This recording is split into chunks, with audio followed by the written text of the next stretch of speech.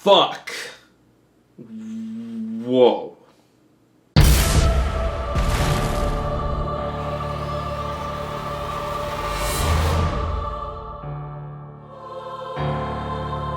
Hey guys, it's HMK once again. If you guys haven't heard, the final story update for Kingdom Hearts Key, which released 3 years ago in Japan in 2013, finally got updated yesterday. And thanks to the good people of Kingdom Hearts Insider, Kingdom Hearts 13, and Everglow, they finally translated the final story arc of Kingdom Hearts Key.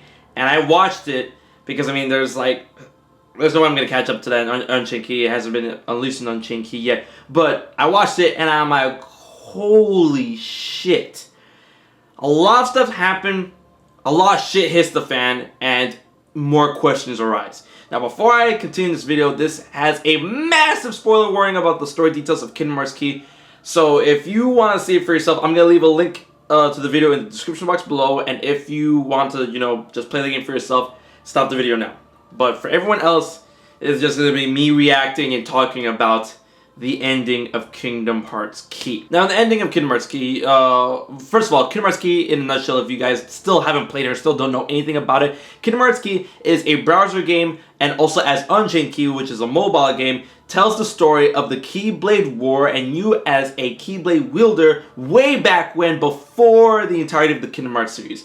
Back in a time where the world was complete and the world was, full of life and full of light, and so many Keyblade worlds were all over the place. And then this story goes along and goes and tells what leads up to the Keyblade War. Now this final story update finally has it hit critical mass. The Keyblade War starts. It happens before your very eyes, and people get smoked in this. I was ready for it, but I'm like, damn, but just watching it now, it's like, it was pretty bad. Like, so many Keyblade wars are there, so many people get smoked, and in the story cutscene that shows how the people get smoked, I mean, of course, you don't see people slashing other people and then they disappear. No, with each story piece that goes forward when you're at the Keyblade graveyard or the Badlands at the time, you as the player challenge the masters that aren't your master, whoever you're part of your union, you fight the other four, right? And you can't beat them because they're strong as fuck and they try to demolish you, but you just have to live through that or whatever. And throughout each different cutscene, you see more and more Keyblades just fall out of the sky into the ground, and you see more and more hearts just fly up into the air. And you know what that represents, man? That means people are dying. Their bodies are decomposed, their bodies just fade into the light, their hearts just fly away, and their Keyblade falls on the ground lifeless, just blank. People get smoked. So many people die in this. And all of these people are people that are once your friends. All these people who are part of the 5 unions trying to collect light in order to protect the world. And this is what happens. Everyone gets smoked. Now, the events leading up to the Keyblade War, we finally get into contact with the 6th member of the Foretellers group that did not become a foreteller. His name is Luxu or Luxu. Luxu, it's L-U-X-U. Luxu or Luxu, like Marluxia, or X-U, like Lux-U, or whatever. And he meets with Vulpes, Master Eva, if I'm correct. And they talk about the final page on the Book of Prophecies that turns out that Luxu has in his possession or whatever, and he is the wielder of Master Xehanort's Keyblade, the original wielder of Master Xehanort's Keyblade. Now they talk about the lost page, and then you go back in a flashback with Leopardus, and you're there with Skuld, who's there to help you out, part of the Dandelions, and they talk about how the missing page tells that that whoever's reading this page won't accept disharmony within the world or the Keyblade wielders. And with the truth misinterpreted, you will go out on a secret journey. And that could be interpreted as each one of the foretellers not trusting each other because the page is missing, so that they don't trust each other. They all think they're doing what they're doing is right. They will not tolerate disharmony. And they all go out in their own secret ways with secret missions just, in order to advance what they believe is right for the world. And some of them are just like, eh. And some of them are just like, fuck, like the fuckboy Ursus, Acid, he wants to recreate the world in his own image as the leader. He's looking for soldiers, not looking for followers. And he says that power is the only absolute power, is the only thing that'll make the world go on. Like, fuck that dude. And then Master Eva, Vulpes, she wants to create the Dandelions in order to have a group of Keyblade warriors who shouldn't fight in the Keyblade War go out and survive beyond the Keyblade War onto the next world, because they already know, thanks to Luxu, who already told everyone, yeah, this world is coming to the end and I'm gonna live past this world because that's what the Master of Master wants.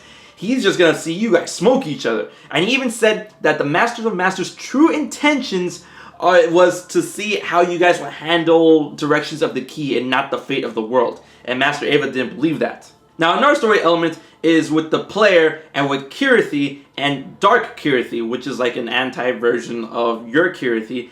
And then Kirithy goes on to explain that guilting, something that is a game feature in Unchained Key and in Key, where we build up our metals by like putting metals together and making them stronger or whatnot, it's a very confusing process. Guilting is a form of using and collecting the darkness. Guilting was just a name that we as Keyblade wielders in the universe there gave it, but in reality it's us collecting sins as a form of darkness and using them as power in order to empower our metals, which is what? It is so fucked up. Like, we're collecting light using the power of darkness. That's what we've been doing this whole time in the game.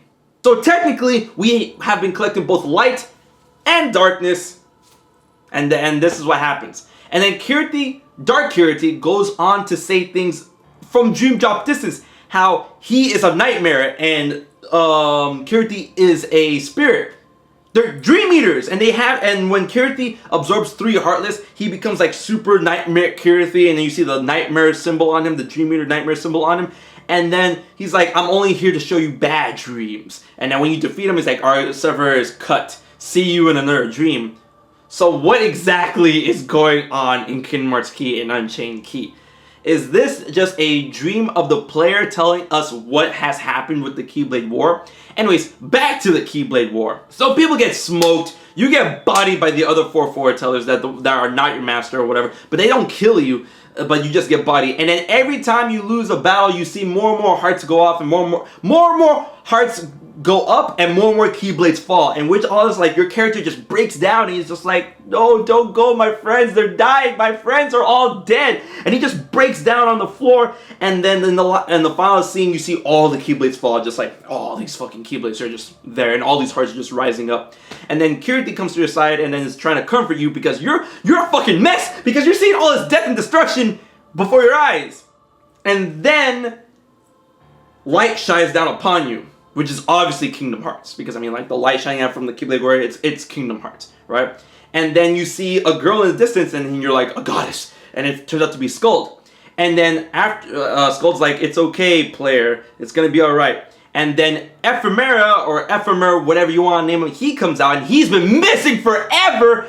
And then he's like, it's okay, I'm here now, sorry I'm late. He's like, you broke your promise, you're late. And then in a voiced clip, he says, let's go together. And then you just guys get hold hands, and then like the game ends. But during that whole cutscene, you see dandelions in the wind and going up and stuff, and it's just fucked up. We don't know what happened to the foretellers. They probably got smoked. The Lost Masters. We don't know what happened with Luxu. And the world is probably just gonna split after that, because the game ends when Kingdom Hearts just appears. And according to Xehanort and Xehanort's reports in the lore of Kingdom Hearts, the Keyblade War leads to the summoning of Kingdom Hearts, and then the darkness that is caused by the Keyblade War allows Kingdom Hearts to get swallowed by the darkness, and since Kingdom Hearts get swallowed by the darkness, there's not enough light to sustain the worlds, and the worlds just break apart. And the lights within the hearts of children rebuild it. But the game seems to end before that cataclysmic event happens. Like, we see the Keyblade War, we see people get smoked, but we don't see the world split up, because the Kingdom Hearts just get summoned at that point. Now, a lot of people are bringing up the notions about how the Keyblade War in terms of the lore could have been misinterpreted, because a lot of people were waiting for the Keyblade to appear. A lot of people were waiting for Kingdom Hearts to appear. A lot of people were waiting to just people fight over Kingdom Hearts, but it all ends before that really comes to fruition. And a lot of people like, oh, the story must be wrong, Nomura, what are you doing? But here are some things I like to say. We don't know the full grasp of the story. Alright? I plan to make another video because I don't want to bore you guys with this long ass video. I'm going to make another video on a theory based on what the Keyblade and Kingdom Hearts role was in Kingdom Hearts Key, because we do not know the full story yet, because back cover is coming out in December, which will focus on the foretells. And guys, remember this. Alright, I'm gonna leave a link below to my next video, which I'll be making right now. It's like 2-part video. Remember this. Alright, you guys were collecting light, and it turns out you guys were collecting darkness. Remember that. And this has just been a fucked up trip. Holy shit. But Kingdom Hearts Key is finally done, and the last piece of the puzzle, of the Key puzzle, will be unleashed with 2.8 with Kingdom Hearts Key back cover. And I'm hella excited. So what do you guys think about the ending of Kingdom Hearts Key? Leave your thoughts and comments in the comment section below. Until the next video, I will see you very soon. So until then, keep your HMK. I'll check you guys later.